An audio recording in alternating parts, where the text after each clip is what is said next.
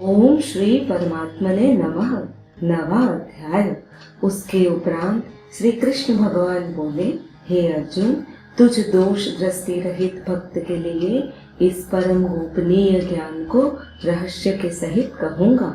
जिसको जानकर तू दुख रूप संसार से मुक्त हो जाएगा। यह ज्ञान सब विद्याओं का राजा तथा सब गोपनीयों का भी राजा एवं अति पवित्र, उत्तम, प्रत्यक्ष फल वाला और धर्मयुक्त है।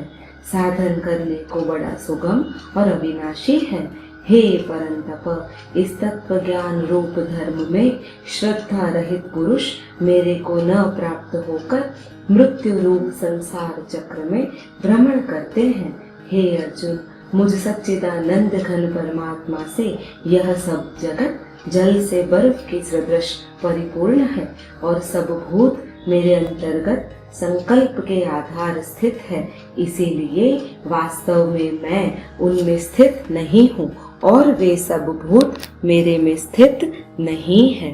किंतु मेरी योग माया और प्रभाव को देख कि भूतों का धारण पोषण करने वाला और भूतों को उत्पन्न करने वाला भी मेरा आत्मा वास्तव में भूतों में स्थित नहीं है, क्योंकि जैसे आकाश से उत्पन्न हुआ सर्वत्र विचरने वाला महान वायु सदा ही आकाश में स्थित है, वैसे ही मेरे संकल्प द्वारा उत्पत्ति वाले होने से संपूर्ण भूत मेरे में स्थित है, ऐसे जान। हे अर्जुन, कल्प के अंत में सब भूत मेरी प्रकृति को प्राप्त होते हैं, अर्थात प्रकृति में लय होते हैं, और कल्प के आदि में उनको मैं फिर रचता हूँ। कैसे कि अपने त्रिगुणमयी माया को अंगीकार करके स्वभाव के वश से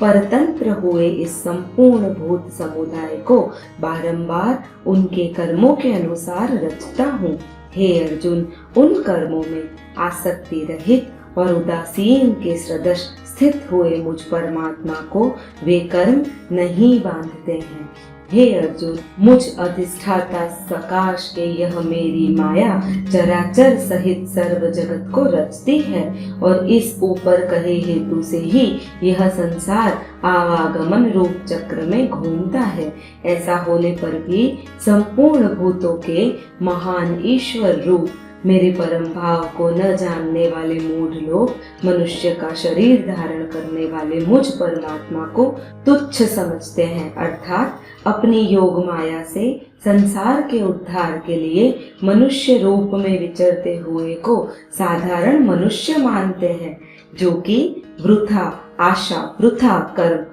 और वृथा ज्ञान वाले अज्ञानी जन राक्षसों के और असुरों के जैसे मोहित करने वाले तामसी स्वभाव को ही धारण किए हुए हैं। परंतु हे कुंती पुत्र, देवी प्रकृति के आश्रित हुए जो महात्मा जन हैं, वे तो मेरे को सब भूतों का सनातन कारण और नाश रहित अक्षर स्वरूप जानकर अनन्य मन से युक्त हुए निरंतर भजते हैं। वे दृढ़ निश्चय वाले भक्तजन निरंतर मेरे नाम और गुणों का कीर्तन करते हुए तथा मेरी प्राप्ति के लिए यत्न करते हुए और मेरे को बारंबार प्रणाम करते हुए सदा मेरे ध्यान में युक्त हुए अनन्य भक्ति से मुझे उपासते हैं। उनमें कोई तो मुझ विराट स्वरूप परमात्मा को ज्ञान यज्ञ के द्वारा पूजन करते हुए एकत्व भाव से, अर्थात जो कुछ है सब वासुदेव ही है, इस भाव से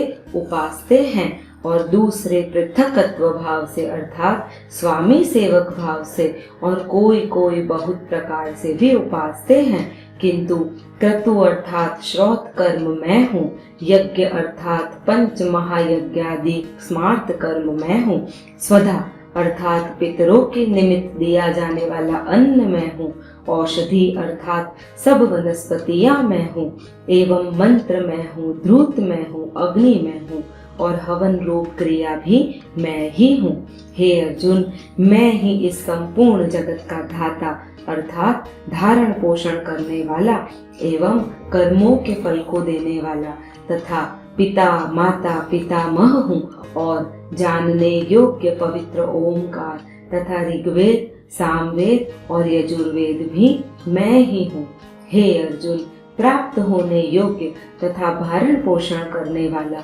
सबका स्वामी, शुभाशुभ का देखने वाला, सबका वास स्थान और शरण लेने योग्य तथा प्रति उपकार न चाहकर हित करने वाला और उत्पत्ति प्रलय रूप तथा सबका आधार निधान और अविनाशी कारण भी मैं ही हूँ। मैं ही सूर्य रूप हुआ तपता हूँ तथा वर्षा को आकर्षण करता हूँ और वर्षाता हूँ। हे अर्जुन, मैं ही अमृत और मृत्यु एवं सत और असत भी सब कुछ मैं ही हूँ। परंतु जो तीनों वेदों में विधान किए हुए सकाम कर्मों को करने वाले और सोम रस को पीने वाले एवं पापों से पवित्र हुए पुरुष मेरे को यज्ञों के द्वारा पूजकर स्वर्ग की प्राप्ति को चाहते हैं, वे पुरुष अपने पुण्यों के फल रूप इंद्रलोक को प्राप्त होकर स्वर्ग में दिव्य देवताओं के भोगों को भोगते हैं। वे उस विशाल स्वर्ग लोक को भोगकर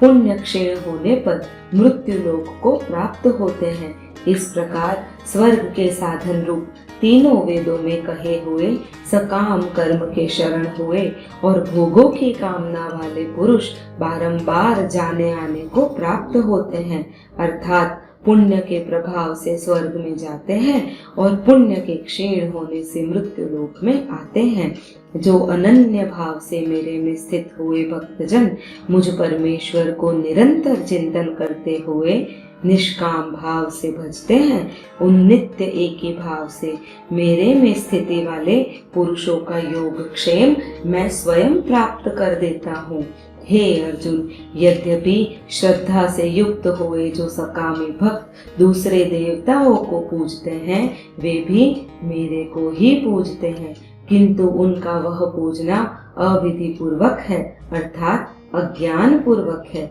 क्योंकि संपूर्ण यज्ञों का भोक्ता और स्वामी भी मैं ही हूँ, परंतु वे मुझ अधियज्ञ स्वरूप परमेश्वर को तत्व से नहीं जानते हैं, इसी से गिरते हैं, अर्थात पुनर्जन्म को प्राप्त होते हैं। कारण यह नियम है कि देवताओं को पूजने वाले देवताओं को प्राप्त होते हैं, पितरों को पूजने वाले पितरों को प्राप्त होते हैं, भूतों को पूजने वाले भूतों को प्राप्त होते हैं और मेरे भक्त मेरे को ही प्राप्त होते हैं। इसीलिए मेरे भक्तों का पुनर्जन्म नहीं होता। हे अर्जुन, मेरे पूजन में यह सुगमता भी है कि पत्र, पुष्प, फल, जल इत्यादि जो कोई भक्त मेरे लिए प्रेम से अर्पण करता है, उस शुद्ध बुद्धि निष्काम प्रेमी भक्त का प्रेम पूर्वक अर्पण किया हुआ यह पत्र पुष्पादिक मैं सगुण रूप से प्रकट होकर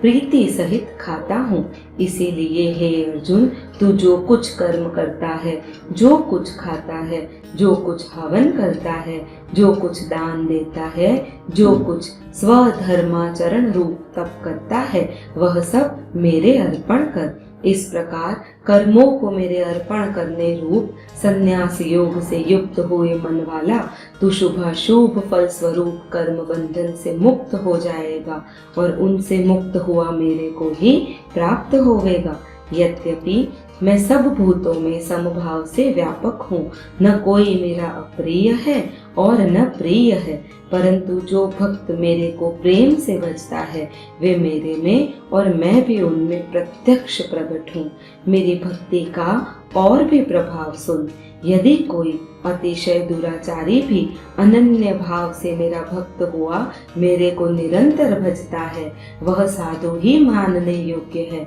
क्योंकि वह यथार्थ निश्चय वाला है, अर्थात उसने भली प्रकार निश्चय कर लिया है कि परमेश्वर के भजन के समान अन्य कुछ भी नहीं है। इसीलिए वह शीघ्र ही धर्मात्मा हो जाता है और सदा रहने वाली परम शांति को प्राप्त होता है। हे अर्जुन, तू निश्चय पूर्वक सत्य जान कि मेरा भक्त नष्ट नहीं होता, क्योंकि हे अर्जुन, स्त्री,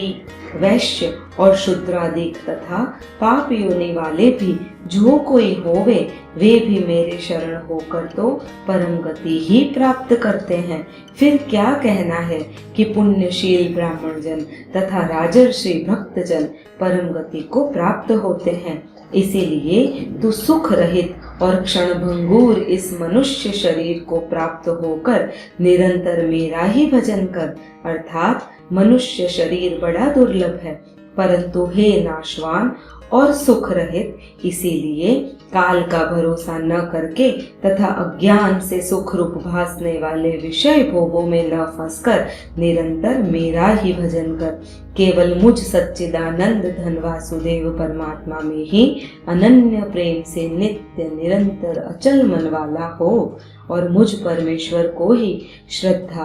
प्रेम सहित निष्काम भाव से नाम गुण और प्रभाव के श्रवण कीर्तन मनन और पाठन पठन द्वारा निरंतर भजने वाला हो तथा मुझ शंख चक्र गदा पद्म और किरीट कुंडल आदि भूषणों से युक्त पीतांबर वनमाला और कौस्तुभ मणिधारी विष्णु का मन वाणी और शरीर के द्वारा सर्वस्व अर्पण करके अतिशय श्रद्धा भक्ति और प्रेम से विह्वलता पूर्वक पूजन करने वाला हो और मुझ सर्वशक्तिमान विभूति बल ऐश्वर्य माधुर्य गंभीरता उदारता वात्सल्य और सुहृदयता आदि गुणों से संपन्न सबके आश्रय रूप वासुदेव को विनय भाव पूर्वक भक्ति सहित साष्टांग दंडवत प्रणाम कर इस प्रकार मेरे शरण हुआ तू आत्मा को मेरे में एक ही भाव करके मेरे को ही प्राप्त होवेगा।